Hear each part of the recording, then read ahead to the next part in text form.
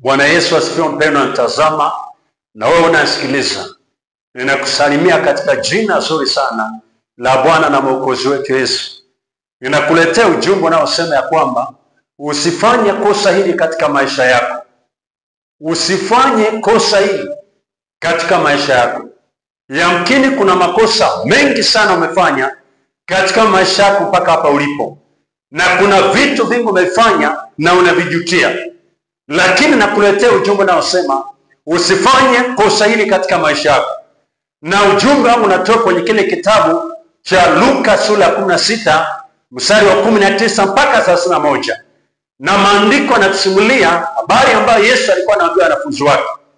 Yalikuwa analeta historia ya watu wawili. Mmoja, maana wanasema palikuwa na mtu tajiri mwenye kula siku zote kwa anasa, mwenye kuvaa nguo za rangi ya zambarau na kitani safi. Maandiko yanasema huyu mtu alikuwa ni tajiri sana, na Biblia ikisema alikuwa tajiri, kweli alikuwa tajiri kweli, lakini alikuwa anavaa nguo za rangi ya zambarau.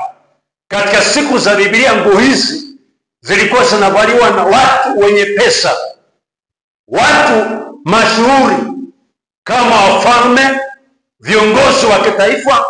Watu wenye pesa walikuwa naweza kuvaa nguo za zambarau na nguo za kitani safi. Lakini mweza sema alikuwa anakula kwa anasa. Mungu alimbariki sana huyu mtu, akaweza kuwa na chakula kwa anasa.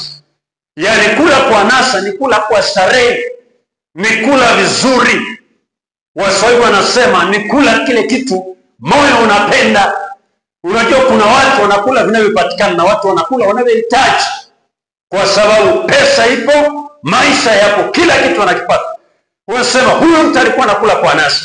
Lakini huyu mtu alifanya kosa ambalo nataka nikuonye siku ya leo kwa jina la Yesu, usifanye kosa hili.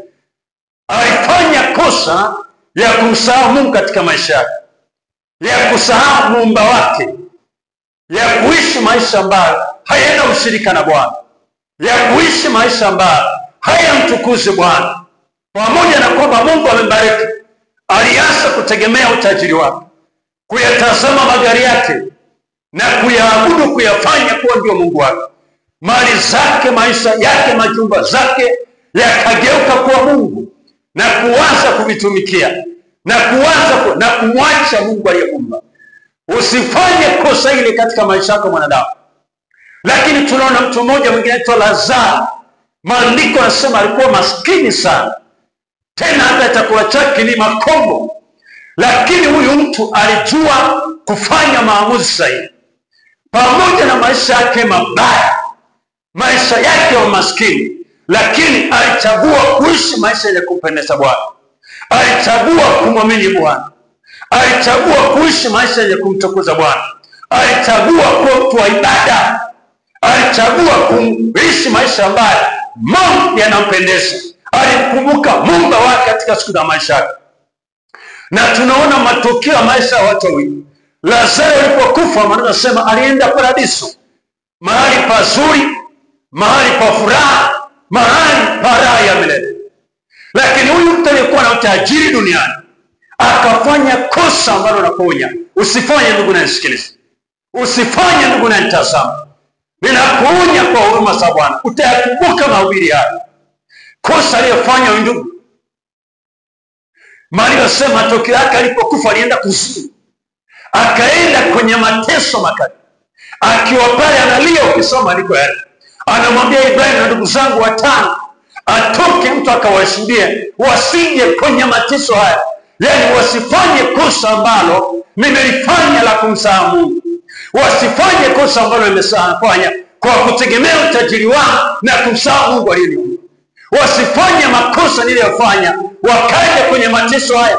Yule mtu alikuwa anajutia, anasema hapendi kabisa mtu mwingine afanye kosa ambalo amelifanya katika maisha yake.